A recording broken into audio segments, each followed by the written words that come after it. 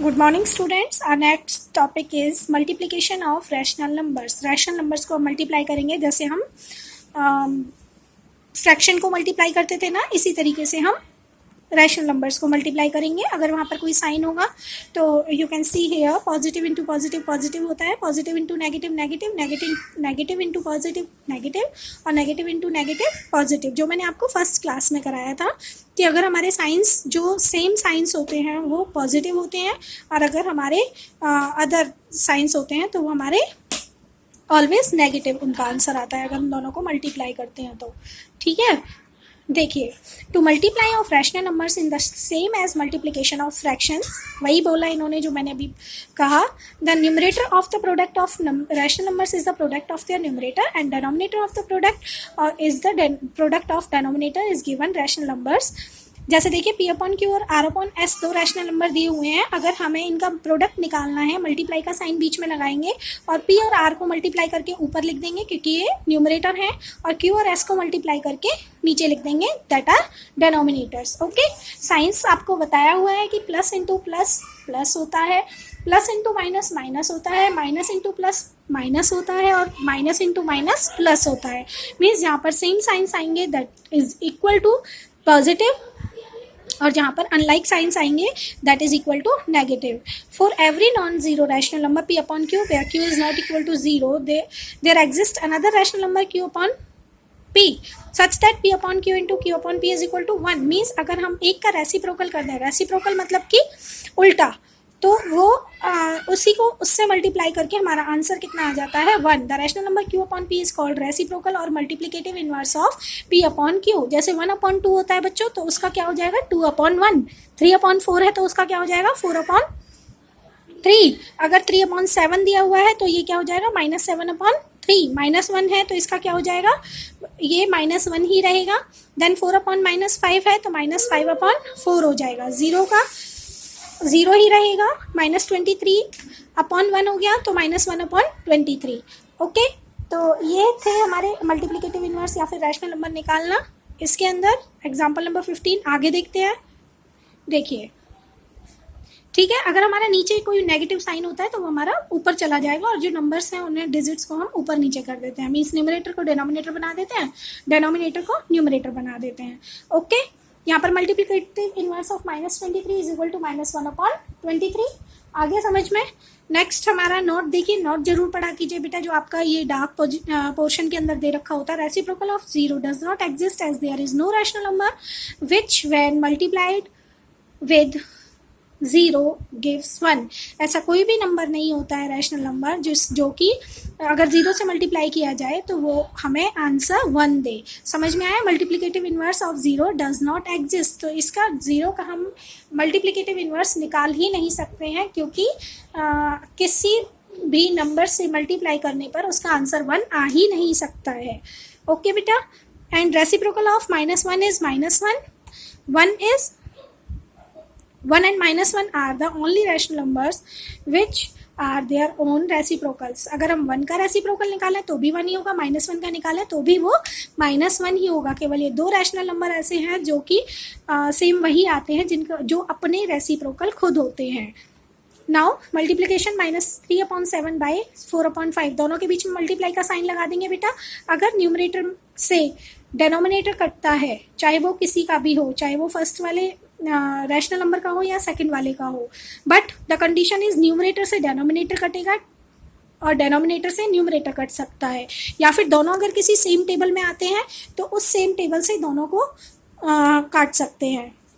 एक का न्यूमरेटर दूसरे का डेनोमिनेटर भी हो सकता है, ठीक है, बट आपको सेम डिजिट से कट करना है, सेम टेबल से कट करना है। ओके, यहाँ पर कुछ भी नहीं कट रहा है तो क्या करेंगे, न्यूमरेटर को न्यूमरेटर से मल्टीप्लाई करके लिख दिया। 4 3 ज़ा 12 -12, 7 5 ज़ा 35।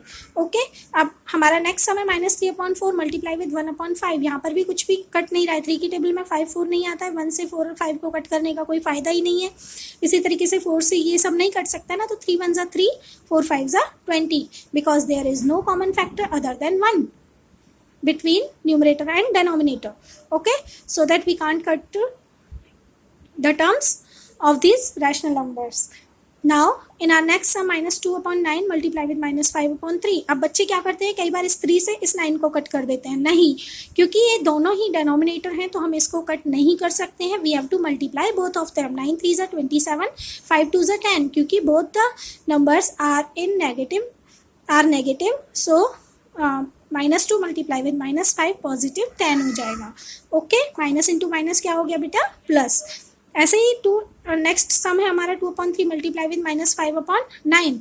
तो 5 2 ज़ा 10, क्योंकि यहाँ पर एक पॉजिटिव रैशनल नंबर है, सॉरी एक पॉजिटिव न्यूमरेटर है और एक नेगेटिव न्यूमरेटर है, तो हम क्या करेंगे, पॉजिटिव इंटू नेगेटिव क्या हो जाएगा हमारा, नेगेटिव। 5 2 ज़ा 10, 9 3 ज़ा 27। क्लियर है बेटा। Now in our next example, find each of the following product. 11/13 multiply with -26/44। अब इनको मल्टीप्लाई करेंगे। देखिए बेटा, अब 13 से 26 कट जाता है ना, 13 2 ज़ा 26, 11 4 ज़ा 44।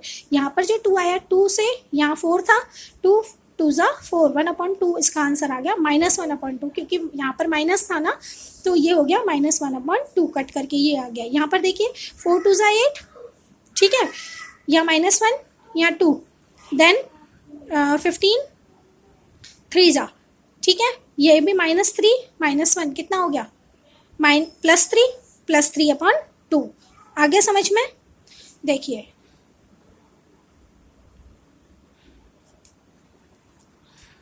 नेक्स्ट है इवेल्युएट। ये भी कुछ नहीं है, मल्टीप्लाई के सम है बेटा। इवेल्युएट का मतलब वही है कि सॉल्व करो इन्हें। ऐसे ही आपका सिंप्लीफाई दिया हुआ है, आप इन सम्स को करेंगे। सिंप्लीफाई के अंदर ये वाले तो मल्टीप्लिकेशन के ये आपके हो ही जाएंगे। सिंप्लीफाई के अंदर देख लेते हैं। जैसे फर्स्ट ब्रैकेट के अंदर इन्होंने मल्टीप्लाई की 2 टर्म्स दी हुई हैं, देन बीच में प्लस का साइन है, उसके बाद 2 टर्म्स फिर से मल्टीप्लिकेशन में दी है। तो आपको यहाँ पर कौन सा मेथड फॉलो करना है, बॉडमास रूल को फॉलो करते हुए चलते हैं। सबसे पहले हम क्या करेंगे, ब्रैकेट्स ओपन करनी होती है। ब्रैकेट्स ओपन करने के लिए उसके अंदर जो कैलकुलेशन है पहले हम वही करेंगे। अंदर कैलकुलेट करने के लिए जो मल्टीप्लाई के साइन है, पहले हम इनको जो कटता है उसे काट देंगे, बाकी जो हमारा आ जाएगा उसके बाद ब्रैकेट ओपन कर देंगे। देखिए यहाँ से कट करने के बाद ये 3 4 ज़ा 12, 3 3 ज़ा 9, 4 से 4 4 ज़ा 16, यहाँ ये जो 3 आया था इससे 3 7 ज़ा 21, 7/4 यहाँ पर बच गया, प्लस ऐसे इसके अंदर जो कटेगा 3 3 ज़ा 9, 3 4 ज़ा 12, 4 2 ज़ा 8, 1/2 आ गया यहाँ पर, ठीक है। इन दोनों का एलसीएम लिया, देन 7 4 1 ज़ा 4, 1 7 ज़ा 7, प्लस 2 2 ज़ा 4, 2 1 ज़ा 2, 7 + 2 9/4। समझ में आया। पहले हम ब्रैकेट्स के अंदर जो कैलकुलेशन है उसे करेंगे, देन उन दोनों को जो आंसर आएगा उन दोनों को फिर से प्लस का जो साइन है तो यहाँ पर हमें एलसीएम लेना पड़ेगा। याद रखें किन्हीं भी 2 रैशनल नंबर्स के बीच में अगर प्लस या माइनस का साइन आता है तो ही आपको एलसीएम लेना है। जहाँ पर मल्टीप्लिकेशन का साइन होता है वहाँ पर आपको एलसीएम नहीं लेना है। ओके, इसी तरीके से आपका ये वाला सम है। पहले आप एग्जाम्पल्स को रफ नोटबुक पे करके देखेंगे, उसके बाद आपको एक्सरसाइज करनी है। नाउ एक्सरसाइज नंबर 5.3 के अंदर आपका है multiply, find the product, then इसके बाद है आपका इवेल्युएट। इवेल्युएट में आपके मल्टीप्लिकेशन के सम है, इन्हें आप मल्टीप्लाई करके जो कटेगा उसे काट देंगे, is equal to short form में आंसर आ जाएगा। Find the reciprocal. रेसिप्रोकल के अंदर बेटा ये जो सिंपल सम्स है इनका तो आप उल्टा कर ही देंगे। जहां पर मल्टीप्लिकेशन का साइन आ रहा है पहले आप इसको सॉल्व करेंगे, देन जो आंसर आएगा उसका उल्टा आप दिखाएंगे। ओके, ऐसे ही आपको इस सम में करना है। अभी देखिए नेक्स्ट सम है हमारा verify that this is equal to this होता है। यहाँ पर आपको x का वैल्यू दिया हुआ है, y का वैल्यू दिया हुआ है, z का वैल्यू दिया हुआ है। इन योर चैप्टर नंबर 1 आप लोगों ने ऐसे सम किए हुए हैं ना, तो इसी तरीके से सिर्फ आपको रैशनल नंबर्स की वैल्यू रखनी है। जहाँ पर x दिया हुआ है वहाँ x की वैल्यू रखेंगे, जहाँ y दिया हुआ है वहाँ y की वैल्यू, जहाँ पर z दिया हुआ है वहाँ पर z की वैल्यू रखेंगे।